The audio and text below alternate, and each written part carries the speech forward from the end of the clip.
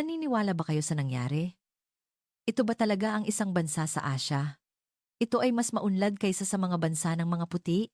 Ito ang unang salitang binitawan ni Hepe Joseph Ole, ang 85 taong gulang na mataas na chief ng malaking tribo ng Kenny sa Kenya, sa lobby ng Ninoy Aquino International Airport na iya Terminal 3. Ang mga chief ng 8 tribo sa Afrika na namuhay ng walang kuryente at tubig sa kanilang mga nayon sa buong buhay nila ay napilitang dumaong sa Maynila matapos masangkot sa isang insidente ng hijacking habang pabalik mula sa United Nations WHO Conference sa New York. Alam ba ninyo ang katotohanan? Pagkatapos lamang ng 10 minuto na pagtapak sa lupa ng Pilipinas, ang mga chief ng Africa na hindi pa nakakita ng aspaltadong kalsada sa buong buhay nila ay tuluyang nawalan ng imik. Mula sa pagkabigla sa paliparan hanggang sa hindi kapanipaniwalang kaayusan at sistema na nasaksihan nila sa kalye at maging sa kahanga-hangang pagbabago sa kanilang mga nayon. Pagbalik nila, 4 na dekada na akong naglalakbay sa buong mundo, ngunit ito ang unang pagkakataon na nakakita ako ng ganito perpektong sibilisasyon. Maaari bang maging katulad din ng Pilipinas, ang aming nayon? Ang mga salita ni Chief Adeola Quinta, 28 taong gulang na chief ng tribong Yoruba sa Nigeria, ay yumanig sa politika ng Afrika. Ano nga ba ang nakita nila sa Pilipinas?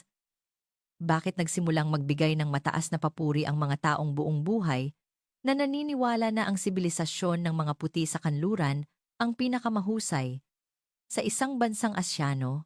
Ngayon, makinig kayo sa aking masinsinang patotoo ni Miguel Migreyes na nagtrabaho sa African Division ng UN sa loob ng 15 taon at direktang kasama sa bawat sandali ng kaganapang ito. Bago tayo magsimula, kung maaari lang, i-like at i-subscribe ninyo ang channel na ito upang makatulong sa pagpapakilala ng mas maraming kwento tungkol sa Pilipinas, ang Unconference at ang 8 chief. Magandang araw. Ako si Miguel Reyes at sa loob ng nakalipas na 15 taon, nagtrabaho ako sa African Division ng UN Headquarters sa New York na nangangasiwa sa pag-uugnay ng mga tradisyonal na pinuno ng Afrika at ng internasyonal na komunidad.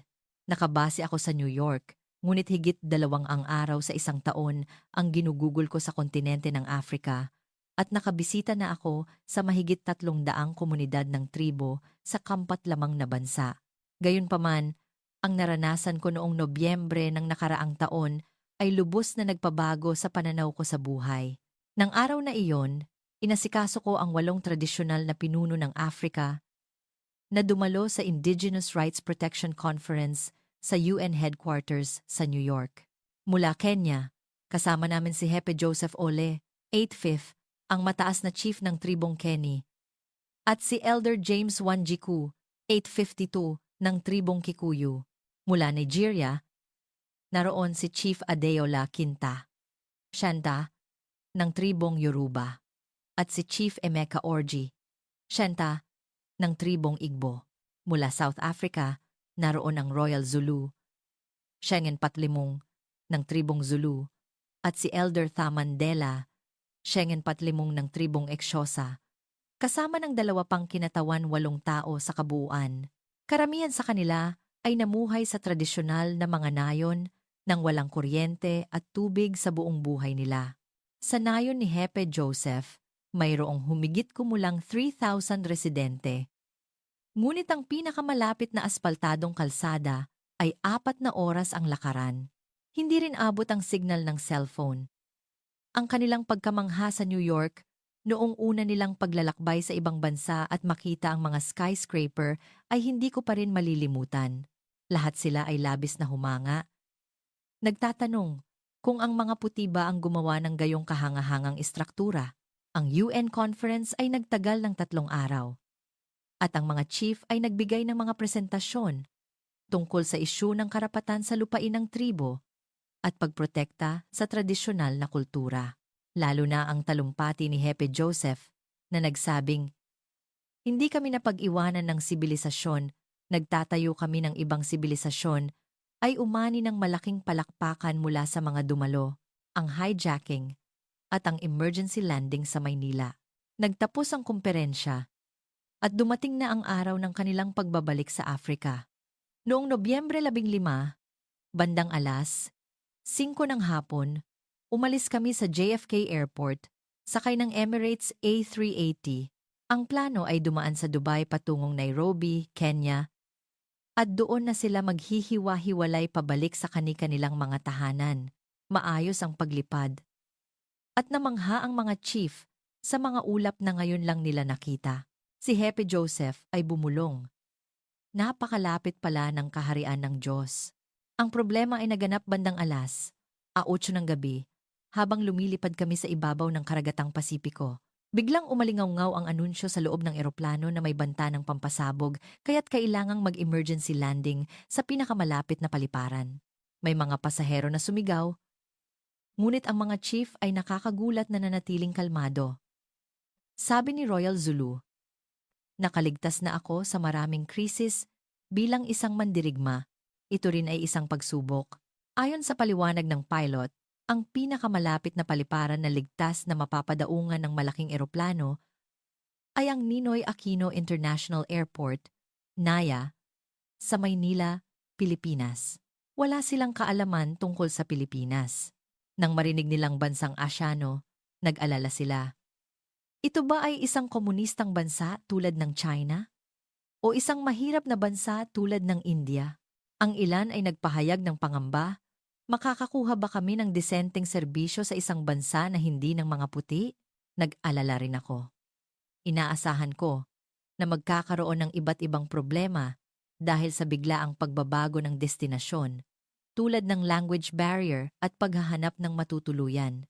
Lalo na't aalagaan ko ang mga matatandang ito na mga tradisyonal na pinuno mula sa ibang kultura. Mabigat sa loob ko ang ideya na baka makapagdulot ako ng abala sa kanila, ang pagkamangha sa NAIA. Ngunit habang papalapit kami sa NAIA, isang sitwasyon na lubos na naiiba sa aking inaasahan ang nagsimulang mangyari. Naramdaman na namin ang pagkakaiba mula pa sa komunikasyon sa control tower. May anunsyo na nagkasa sila ng isang espesyal na protocol para sa mga pasahero ng eroplano na mag-emergency landing kasabay ng tumpak na gabay. Sinabi rin na may mga ground staff na nagsasalita ng Ingles ang naghihintay. Ang proseso ng paglapag ay kahanga-hanga. Ang kondisyon ng runway ay perpekto at ang paggabay ng ground control ay tumpak. Ang ruta patungo sa gate ay nasecure na ng maaga at lahat ay handa ng sistematiko na parang isang regular na flight lang. Maging ang mga chief ay namangha sa laki at organisasyon ng paliparan habang nakatanaw sa labas ng bintana. Sa sandaling bumukas ang pinto ng eroplano at pumasok kami sa terminal sa pamamagitan ng jet bridge, nagsimulang magbago ang ekspresyon ng mga chief. Bagamat lampas na ng alas 11 ng gabi, ang paliparan ay maliwanag na parang araw at ang lahat ng pasilidad ay gumagana ng perpekto. Mabilis na nililinis ng mga janitor ang lugar na dinadaanan ng mga pasahero at may mga kawani na naghihintay para sa paggabay. Ang unang sinabi ni Hepe Joseph ay ang aking nabanggit kanina. Ito ba talaga ang isang bansa sa Asya? Ito ay mas maunlad kaysa sa mga bansa ng mga puti. Ito ay labis na nakakagulat, lalo na't nanggaling ito sa bibig ng isang taong 85 taon nang tinuturuan ng mga European missionary at mga opisyal ng gobyerno na ang sibilisasyon ng mga puti ang pinakamataas sa daan patungo sa immigration. Ang pagtugon ng mga kawani ng paliparan ay nakakabighani. Sa kabila ng biglaang pagdating ng isang grupo ng mga Aprikano, hindi sila nagpakita ng anumang pagkataranta. Bagkus, inasikaso nila kami ng sistematiko, na parang handa na sila. Ang pinakanakakagulat ay ang serbisyo ng interpretation. May mga kawani na talagang nagsasalita ng Ingles, na alam ang sitwasyon ng mga chief at nagbigay ng pinakamahusay na suporta. Si Chief Adeola ay humanga. Kahit sa UN sa New York, mahirap makakuha ng ganito kataas na antas ng suporta para sa mga banyagang wika, paggalang at mabilis na pagpaproseso. Ang lalo pang nakakabighani ay ang pag-uugali ng mga kawani na nagbigay pansin sa katangian ng matatanda at nagpaliwanag ng dahan-dahan at maingat. Naunawaan ng mga kawani kung saan nanggaling ang mga chief at ang sitwasyon kung paano sila dumating sa Pilipinas at nagbigay sila ng nararapat na accommodations. Napansin ng isang kawani na hirap maglakad ang isang 85 taong gulang na babaeng Chief Elder Thamandela at agad siyang naghanda ng wheelchair. Maging ang mga kasama niyang chief ay labis na naantig sa pag-aalalang ito na hindi pa hinihingi. Mabilis din ang proseso. Walang komplikadong procedure o mahabang paghihintay na inaasahan. Lahat ay maayos na naasikaso. Ang mga kawani ay tumulong sa paggawa ng iba't ibang dokumento, kaya't walang abala dahil sa language barrier. Bukod pa rito, nag-alok pa sila ng tulong sa pakikipag-ugnayan sa orihinal na destinasyon, ang Kenya at Nigeria. Ang paggabay sa matutuluyan para sa pansamantalang pananatili ay perpekto. Nagrekomenda sila ng ilang hotel sa Makati at Bonifacio Global City, BGC. At detalyadong ipinaliwanag ang mga katangian at access sa bawat isa. Nagtanong din sila tungkol sa mga paghihigpit sa pagkain at kultural na considerations ng mga tradisyonal na tao sa Africa. Nagbigay pa sila ng impormasyon tungkol sa mga restaurant na naghahain ng mga African-inspired na pagkain kahit na hindi Pilipinong ulam. Habang papalabas ng paliparan, tumimo sa aking puso ang sinabi ni Hepe Joseph. Sa 85 taon kong nabuhay, marami na akong nakitang bansa ng mga puti, ngunit ito ang unang pagkakataon na nakakita ako ng ganito perpektong organisasyon at pag-aalala sa kapwa. Ang mga tao sa bansang ito ay may hitsura na malapit sa amin, ngunit bakit sila ganito kaunlad, kaayusan, at disiplina sa Maynila? Habang papunta sa hotel sakay ng isang premium airport taxi, Vanserve, nakapako ang tingin ng mga chief sa labas ng bintana. Kahit hating gabi na, maliwanag ang Maynila, at nagtuloy-tuloy ang maayos na mga residential area at mga gusaling pangkomersyo, sabi ni Chief Adeola. Walang kuryente sa aming nayon, ngunit sa bansang ito, maliwanag kahit gabi na parang araw. Ngunit hindi ito aksayado na liwanag. Lahat ay may layunin. Ang pag-akyat sa mga expressway at skyway ay sunod-sunod na nakakagulat. Ang daanan ay malinis, at ang mga sasakyan ay bagamat marami, ay maayos ang daloy. Pagdating sa Makati Central Business District, nagkalat ang nakakagulat na tanawin kahit nalampas na ng ala, wanang madaling araw, punong-puno pa rin ng tao ang lugar, ngunit maayos ang lahat. Sa mga escalator, nag-iiwan sila ng espasyo sa isang gilid para sa mga nagmamadal at sa mga traffic light, hindi sila lumalabas sa linya. Ang pinakaikinagulat ng mga chief ay ang tanawin ng isang babae na naglalakad mag-isa at mukhang hindi man lang natatakot, sabi ni Chief Emeka. Sa aming nayon, hindi maiisip na lalabas mag-isa ang isang babae pagkatapos ng sunset. Gaano kaligtas ang bansang ito? Pagdating sa hotel, naantig na naman sila sa pagtugon ng mga front desk staff.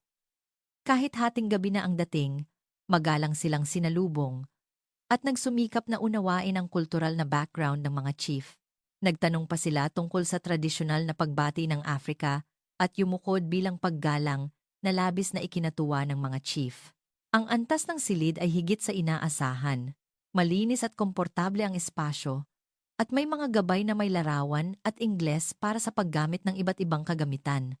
Kahit na unang karanasan ni Hepe Joseph, 85, ang paggamit ng light switch o aircon, hindi siya nahirapan dahil sa madaling maunawaan na gabay. Nang gabing iyon, hindi nakatulog ang mga chief dahil sa tuwa.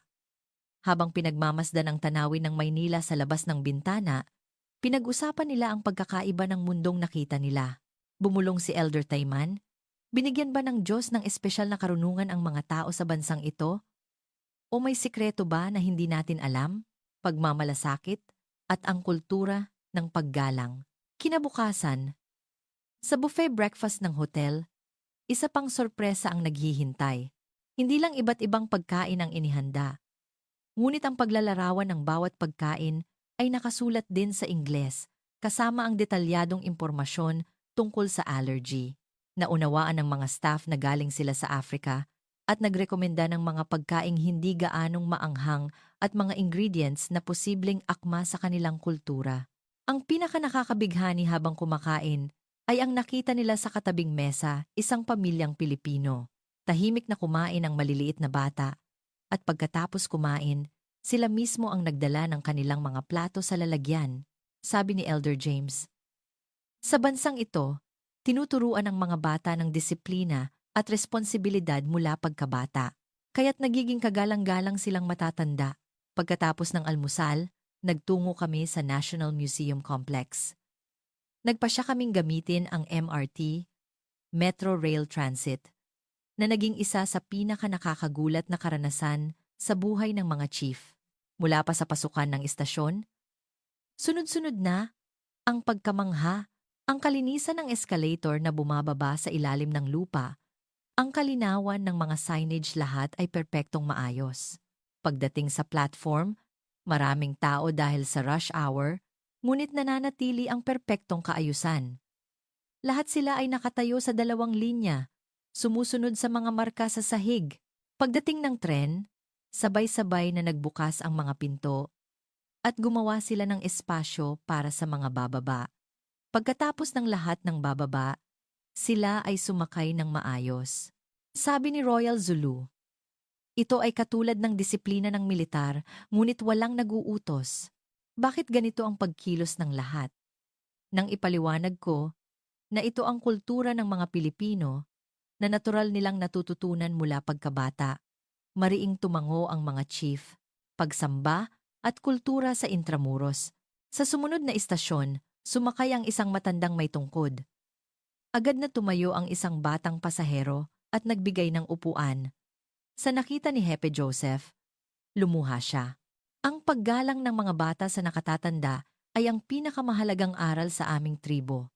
Sa bansang ito, buhay pa rin ang espiritu na iyon kahit sa lungsod, sabi niya.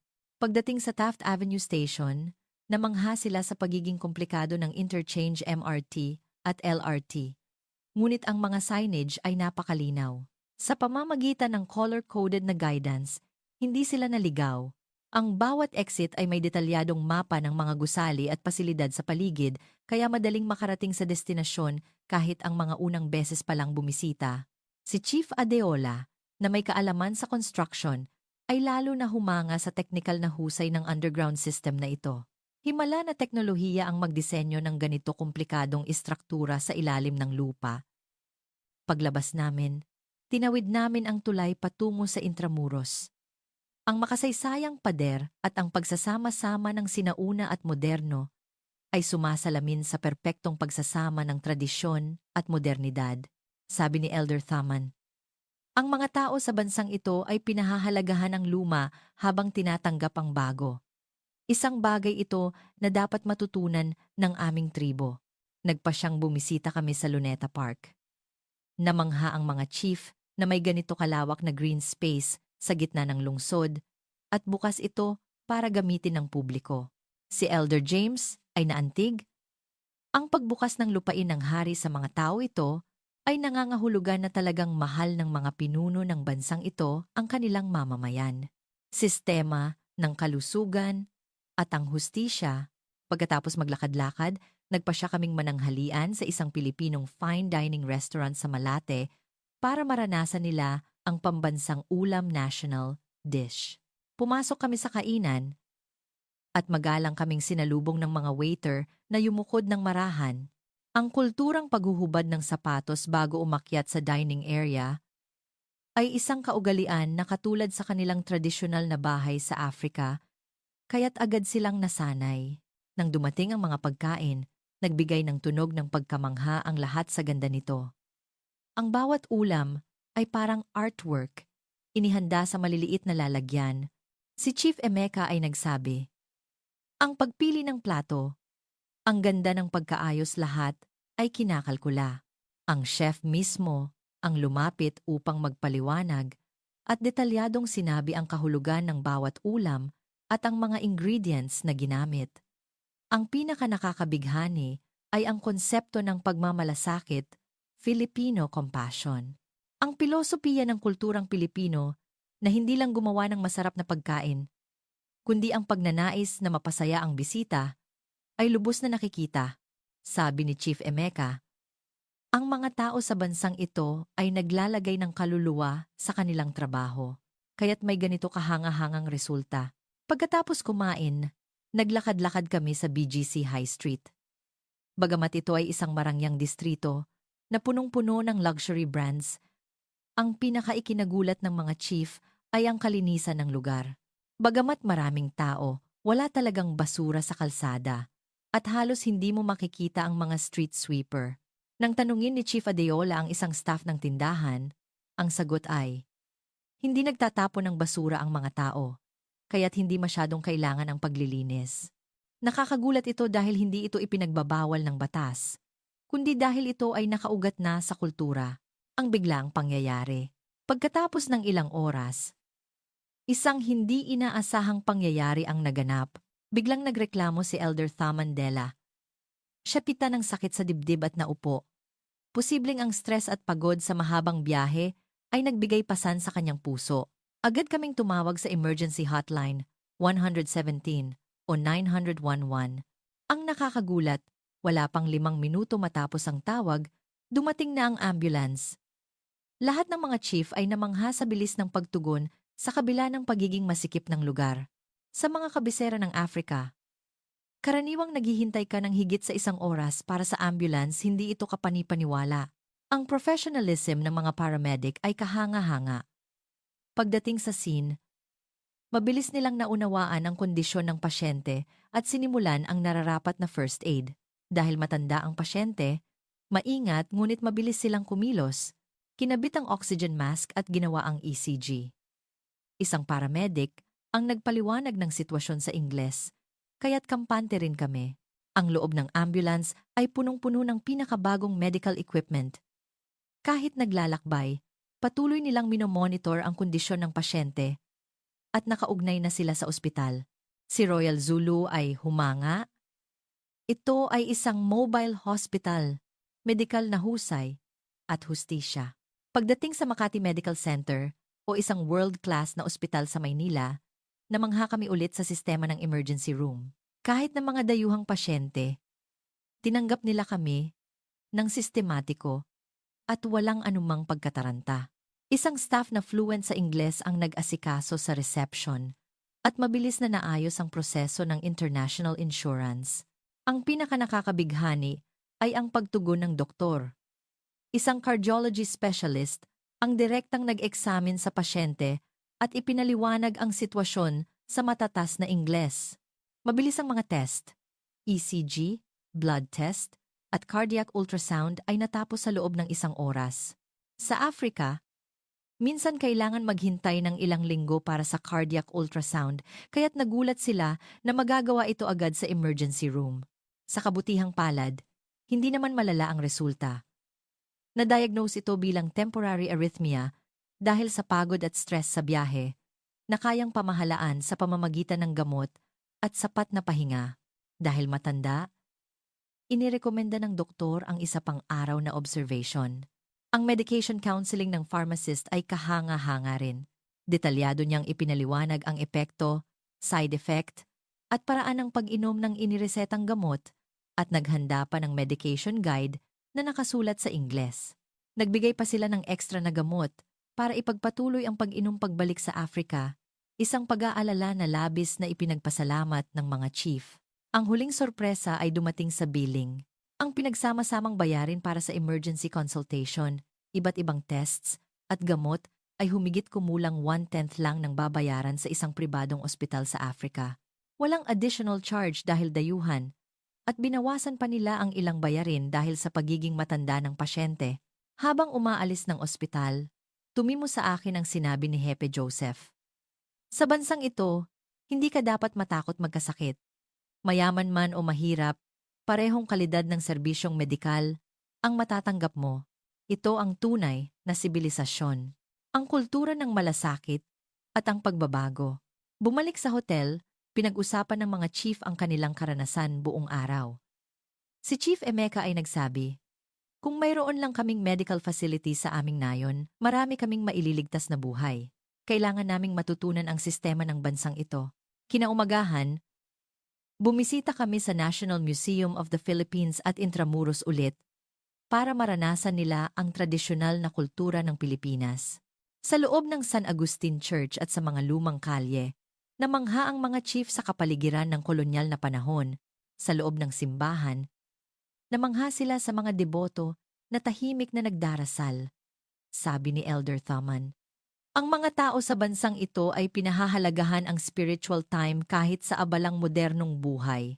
Ito ay katulad ng mga turo ng aming mga ninuno. Nagkaroon din ng pagkakataon na makita ang demonstrasyon ng tradisyonal na sining. Namangha ang mga chief sa galing ng wood carving o pinya cloth weaving. Ipinahayag nila ang malalim na paggalang sa focus at precision ng mga artisan na gumugol ng dekada upang hasain ang kanilang kakayahan, sabi ni Royal Zulu.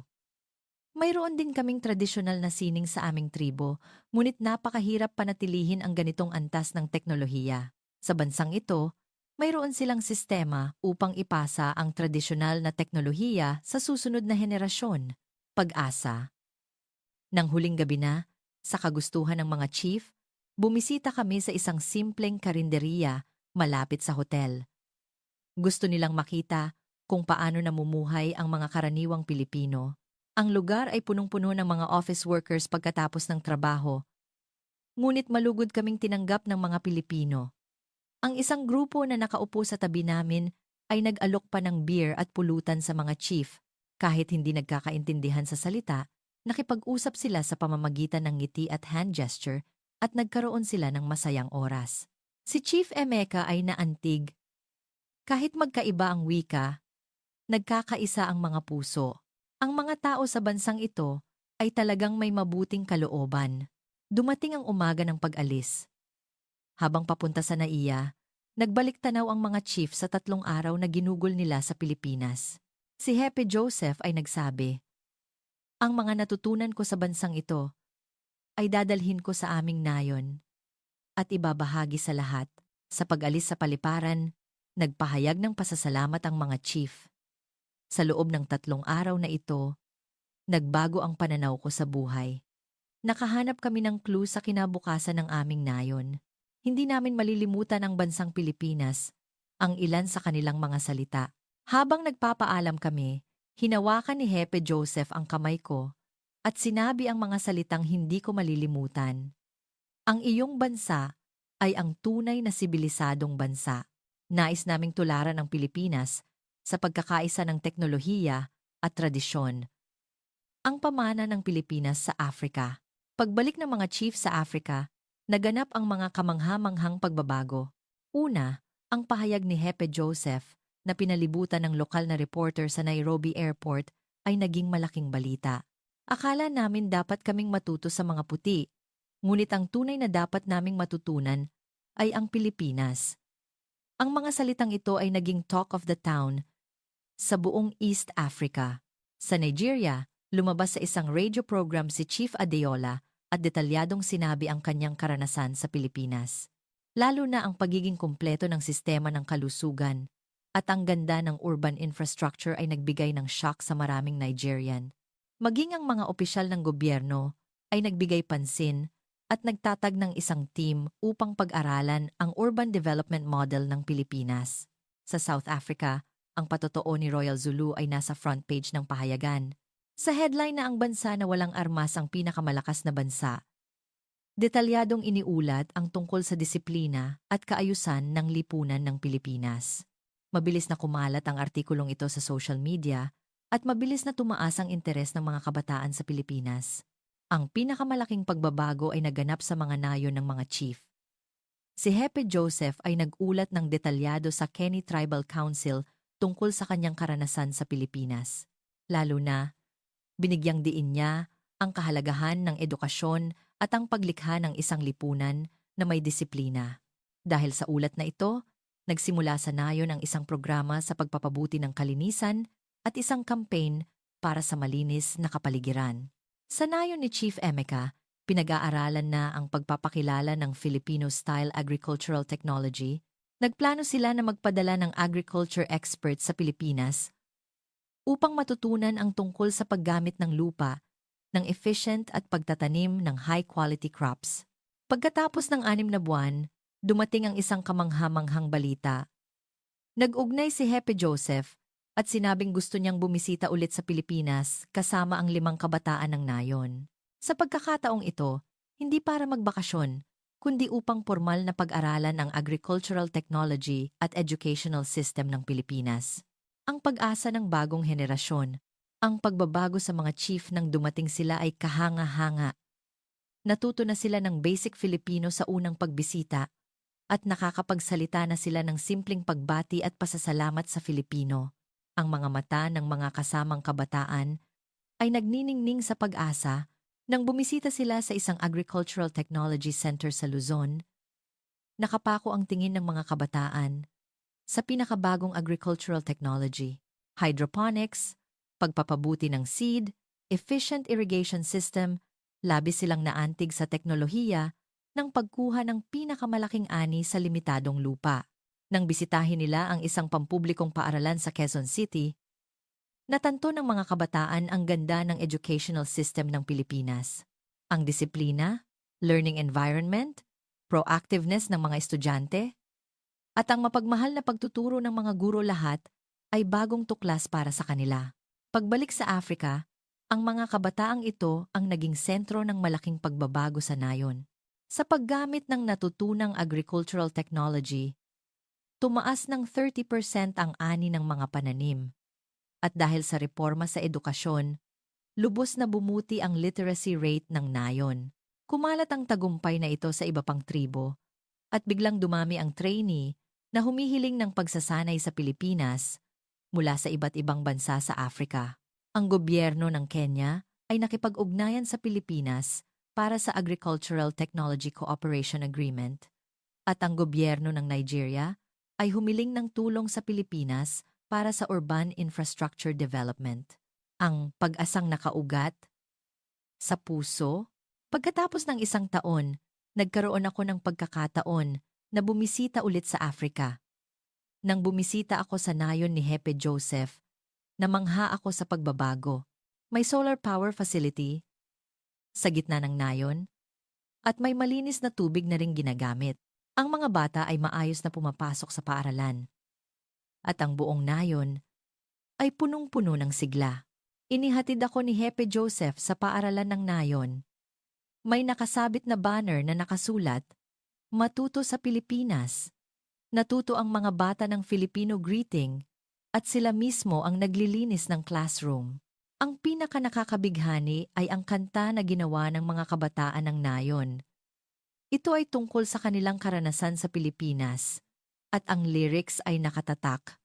Mula sa malayo na bansa, matutunan natin ang puso. Gumawa tayo ng magandang nayon, lahat tayo. Ang kantang ito ay minamahal na ngayon bilang opisyal na kanta ng nayon at kumalat na sa iba pang tribo.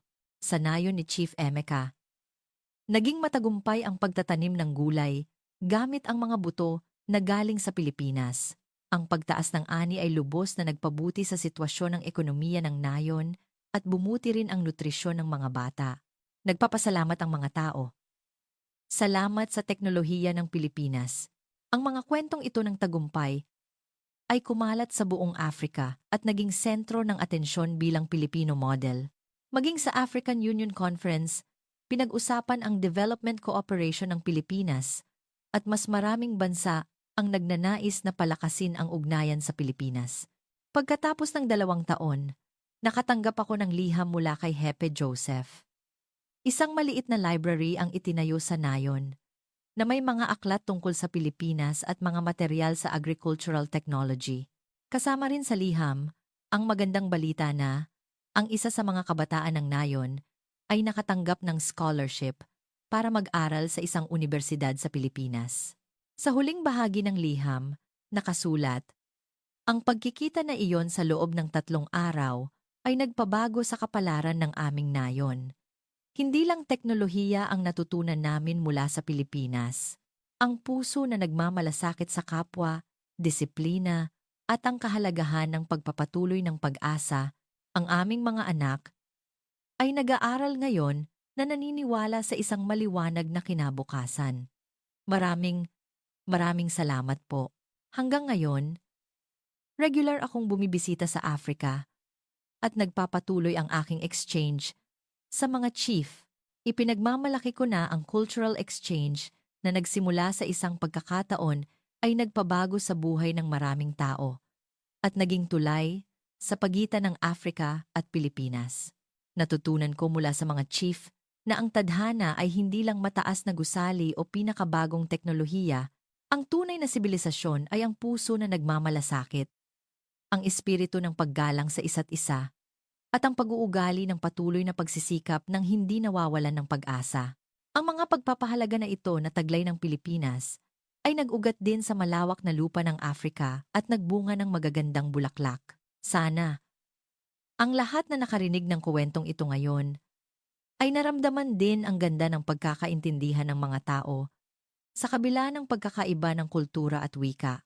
At sana, naramdaman ninyo rin na ang bawat pagkilos nating lahat ay may potensyal na makaapekto sa mundo sa paraang hindi natin inaasahan. Maraming salamat. Dito, nagtatapos ang kwento ngayon. Kumusta ang nakakaantig na 3 araw na nagsimula sa emergency landing ng mga African chief at ang mga bakas na nagpabago sa kinabukasan ng kanilang nayon? Mag-iwan kayo ng comment, ng suporta para sa ating mga bida. Kung nagustuhan ninyo ang kwentong ito, i-like at i-subscribe. Maraming salamat po.